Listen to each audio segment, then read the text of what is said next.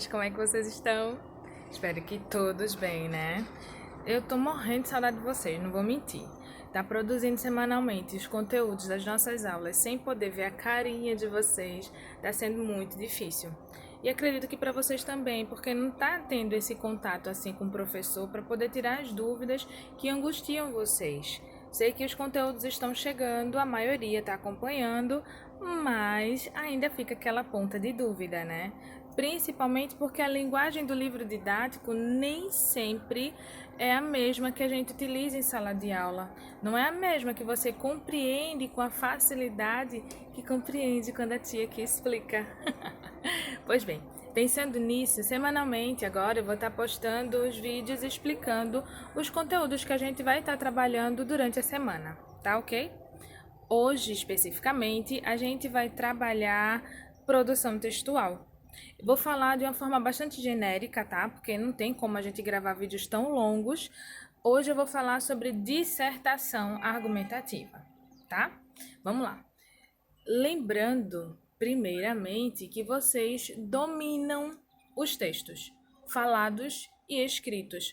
Ah, professora, mas eu tenho tantas dúvidas na hora de passar para o papel. Calma lá. Vou dar umas dicas a vocês como passar o que está na mente para o papel de uma forma mais simples e objetiva. Lembro também que não precisa ter uma linguagem rebuscada. Quando a gente tenta falar de uma forma que não é a nossa, geralmente deixa o texto confuso. A escolha de determinadas palavras podem tirar totalmente o sentido do parágrafo de vocês. Ok, mas vamos lá. O que é que eu quero que vocês entendam primeiramente? Vocês trabalham com texto escrito e falado todos os dias. E principalmente nessa geração, a produção do texto escrito, ela é essencial para vocês como sujeito. Como assim, professora? Para vocês se fazerem compreender, se fazerem ser ouvidos, vocês precisam escrever. A gente passa muito tempo nas redes, Facebook, Instagram, WhatsApp. E se você não domina essa escrita, fica complicado das pessoas te entenderem, te compreenderem. Pensando nisso, eu vou apresentar para vocês os principais erros que vocês cometem quando começam a passar para o papel ou digitar tudo aquilo que está na mente. Vocês precisam entender que o texto falado é diferente do escrito. Muitas marcas da oralidade vocês costumam passar para esse texto escrito, que dificulta bastante a compreensão. Mas como é, professora, então, que eu vou passar para as pessoas aquilo que eu estou pensando? Vocês têm exemplos distintos, diversos, durante o dia de vocês. É um comercial, é uma propaganda numa revista, no próprio Facebook, principalmente nesse período de quarentena, a gente está sendo bombardeado de informações. Ou seja, a leitura é essencial nesse auxílio da produção, do domínio da produção escrita. Mas vamos parar assim de estar falando muito e vamos passar para a prática, né? Eu fiz uma sequência de slides e eu gostaria de estar compartilhando com vocês para que vocês entendessem melhor tudo isso que eu estou falando. Vamos lá? Vamos lá, pessoal. Essa é a segunda parte do nosso vídeo, onde a gente vai ficar mais limitado aos slides pela falta de tempo, realmente. Mas vamos lá. A gente vai começar hoje com um texto dissertativo. Mas antes eu preciso explanar com vocês a ideia da escrita. O que é escrita? Eu coloquei para vocês essa frase explicando mais ou menos o que seria escrita. A escrita é a expressão do pensamento. Então, por que é tão difícil escrever? A gente pensa constantemente, mas na hora de passar para o papel, complica tanto, por que será? Vocês precisam entender que a escrita faz parte do dia a dia de vocês, então não tem por que ter tanto medo na hora de escrever. Claro que se faz necessário que vocês fiquem mais atentos na hora de passar para o papel todas as ideias que vocês têm em mente. Por quê? Porque a pessoa que vai receber o teu texto, nem sempre ele te conhece. Algumas vezes ele não sabe nada sobre a sua realidade. E entender o seu ponto de vista sem te conhecer é complicado. Por isso, você tem que ser claro, objetivo e respeitar algumas regrinhas. Por isso, eu coloquei esse slide aqui, ó, sobre a importância do ato de escrever, fazendo uma diferenciação do texto escrito e do texto falado. Antes, eu coloquei essa frase de Koch, que fala um pouco sobre esse processo da produção textual. Ela diz que o texto é um evento sociocomunicativo que ganha existência dentro de um processo interacional. Não entendi, professora. Vou explicar. Ela quer dizer que o texto é um processo interacional, ou seja, é um processo social entre interlocutores, quem fala e quem ouve. Quem fala precisa se fazer entender, se fazer ouvir, e quem ouve quer compreender o ponto de vista do outro. A mesma coisa é o texto escrito. Quando eu escrevo um textão no Facebook ou no Instagram, eu quero que as pessoas me compreendam, que as pessoas entendam o meu ponto de vista. Para isso, eu preciso compreender a diferença entre o texto escrito e o falado. Eu coloquei esse quadro aqui para que vocês pudessem compreender melhor a diferença entre os dois. Vamos lá. Eu vou apontar só alguns itens aqui, tá? Na fala, a gente pode contextualizar. A gente pode utilizar exemplos que estão à mão, por exemplo. A gente pode apontar para algum objeto e assim facilitar a compreensão do receptor. No texto escrito, a gente não tem essa facilidade. A pessoa não está nos vendo, ela simplesmente está lendo as nossas ideias. Por isso é tão necessário que você descontextualize, você seja claro, objetivo na sua fala. Outra coisa é o que fica implícito.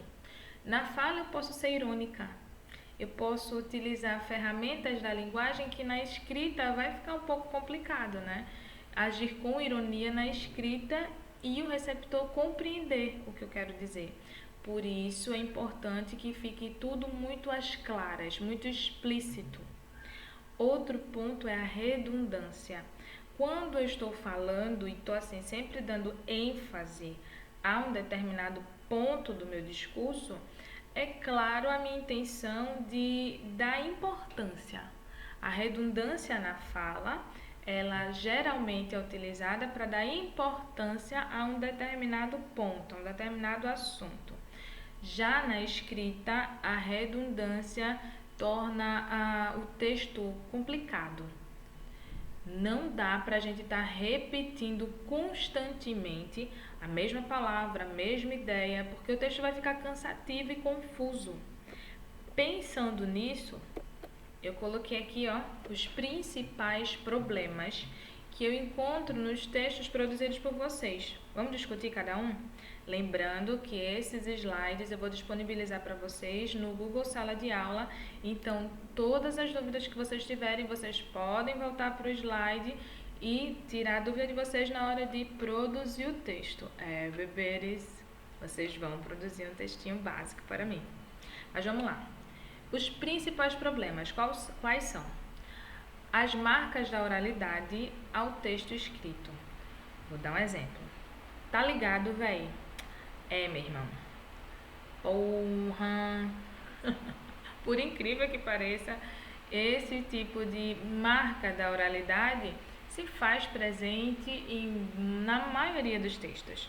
Vocês precisam entender que o leitor não te conhece. Na maioria das vezes, ele não faz parte dessa realidade que você vive. O professor, por exemplo, ele não conhece todas as gírias que você utiliza no dia a dia. Eu tô falando por mim, tá? Pois bem, é necessário que vocês estejam atentos a essas marcas da oralidade e evitem no texto escrito. Outra questão é a parte da referência. Quando a gente está falando, a gente pode utilizar recursos como objetos, pessoas, a gente pode estar relembrando um acontecimento, sabe, o tempo todo, para que os nossos receptores compreendam a nossa ideia, o nosso ponto de vista. No texto escrito, isso precisa ser bem objetivo e claro. Nada de ficar se prolongando, por exemplo, fazer a citação de uma música. Tem gente que usa um parágrafo inteiro para citar uma música. Pelo amor de Deus, minha gente. A gente citar é algo breve. Não precisa utilizar toda a fala de alguém ou toda a letra de uma música. Outra questão é a repetição, como eu já tinha dito. O repetir por diversas vezes a mesma palavra ou o mesmo assunto, o mesmo ponto. Minha gente, isso deixa o texto repetitivo, cansativo. Por isso é tão necessário que vocês releiam o que vocês escreveram. Outra questão é a justa posição de enunciados sem qualquer marca de conexão explícita. Aí eu coloquei aí entre parênteses, falar sobre diversos assuntos sem a separação por parágrafos, por exemplo. Como assim, professora? Quando a gente está falando, diversas ideias vêm à mente e a gente consegue utilizá-las para exemplificar o nosso ponto de vista. No texto escrito, isso não vai funcionar. Se você utilizar diversas ideias ao mesmo tempo, o teu texto vai perder o sentido. Entendeu? Outra questão são os períodos longos e confusos. Você passa muito tempo falando sobre um determinado assunto ao ponto de perder o raciocínio. Parágrafos longos demais deixam o texto cansativo e o leitor acaba se perdendo, inclusive você. Por isso que eu sou chata e sempre peço a vocês, no máximo 5 linhas. Seja objetivo, resuma o seu parágrafo. Consiga captar o que realmente é importante, qual é o objetivo da tua fala nesse parágrafo. Parágrafos com 8 linhas, na maioria das vezes, ele está confuso. E por fim, a ausência de sinal de pontuação. Minha gente, eu já peguei redação que parecia um texto de Saramago. Não tem pontuação alguma, é um parágrafo apenas, um texto com 30 linhas, sem a separação por parágrafos, sem vírgula. Por favor, né? Vamos prestar atenção. Vocês precisam aprender a usar os sinais de pontuação. Isso é tema para uma outra aula que eu também vou trabalhar com vocês. Mas a princípio, fiquem atentos. Se eu não consigo utilizar as vírgulas, então uso o ponto. Não precisa produzir períodos longos. Produza períodos curtos, portanto que eles sejam compreensíveis. Vamos dar seguimento. E sobre a dissertação, que é o assunto propriamente dito. Eu coloquei para vocês aqui a explicação do que é dissertação e como ela se divide. Dissertação, de uma forma bem abrangente, são textos argumentativos que analisam e discorrem sobre determinado aspecto da realidade, destacando um ponto de vista sobre o tema abordado e defendendo com base em argumentos sólidos. Como assim, professora? Eu peço para você fazer uma dissertação sobre o tema Covid-19. Quais os impactos que essa doença trará à humanidade? Esse é o tema. E eu vou precisar apresentar o meu ponto de vista sobre esse tema. Isso é discutir, é discorrer sobre um determinado assunto ou aspecto da realidade.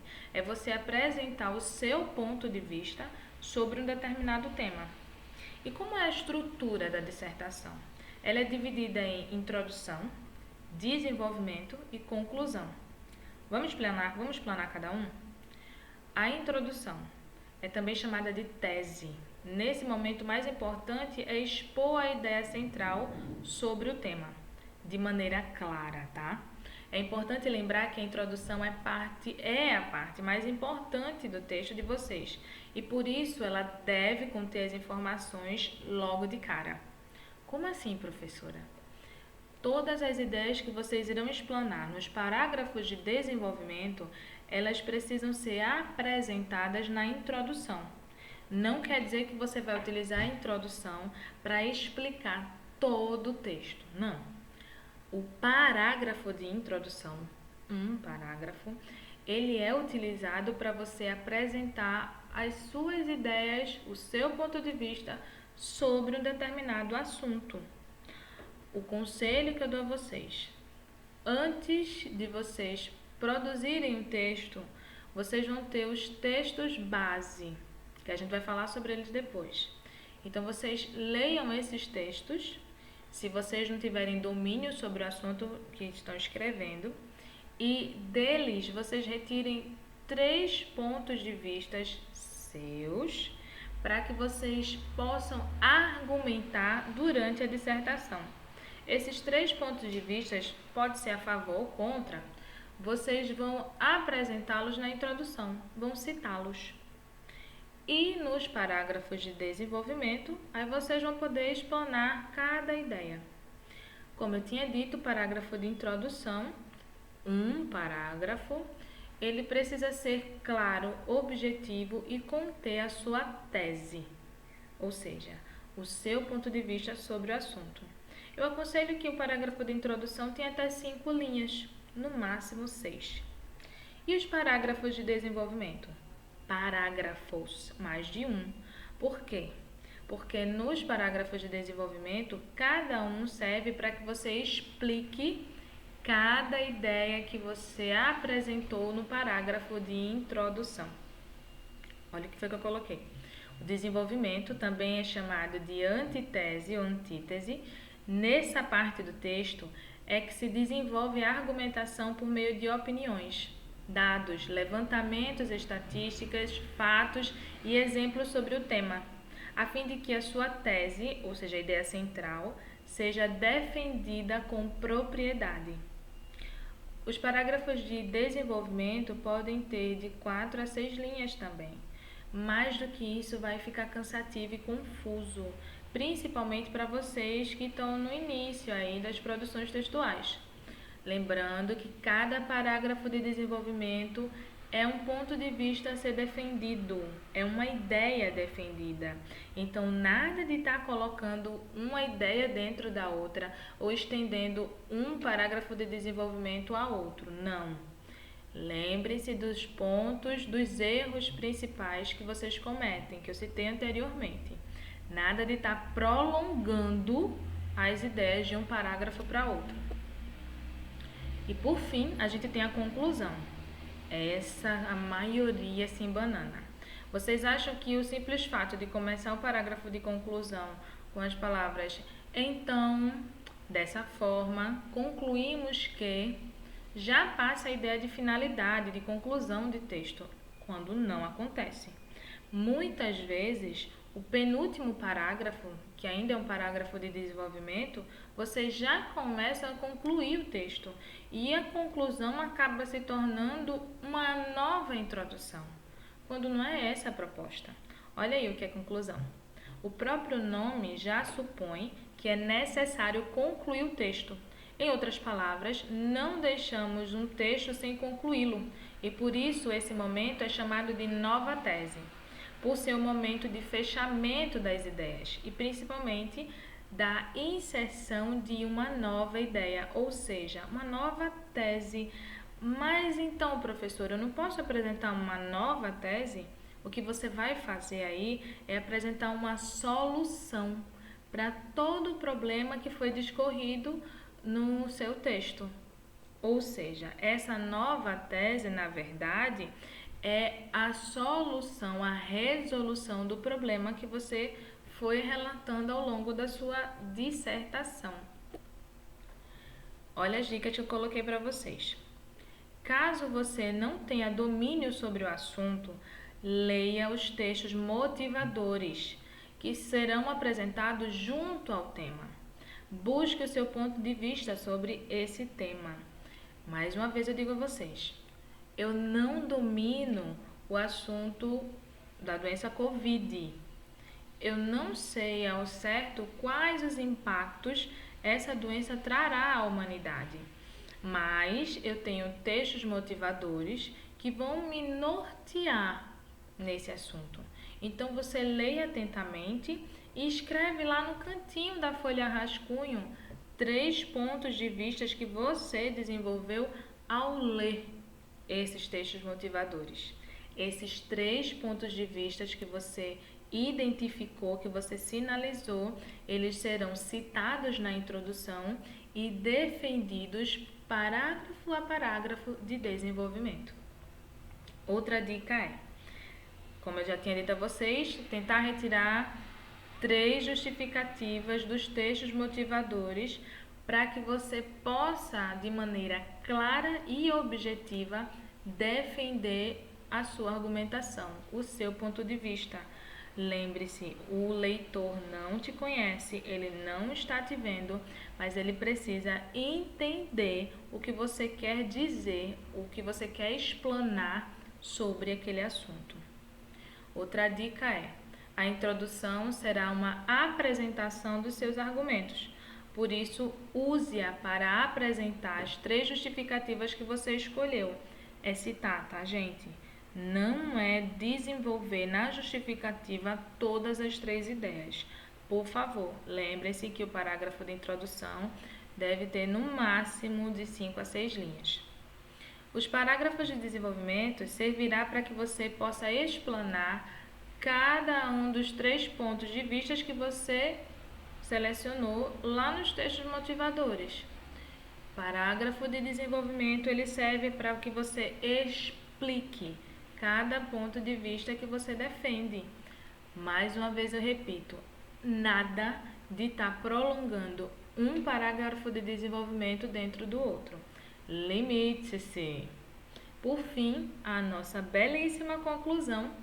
Como o próprio nome já diz, você irá apresentar sua nova tese, a solução ou demonstrar algum tipo de expectativa em relação à sua tese e ao assunto como um todo. Ou seja, de acordo com aquilo que eu defendi na minha introdução, a perspectiva que eu tenho sobre a doença, o impacto que ela terá no mundo será esse.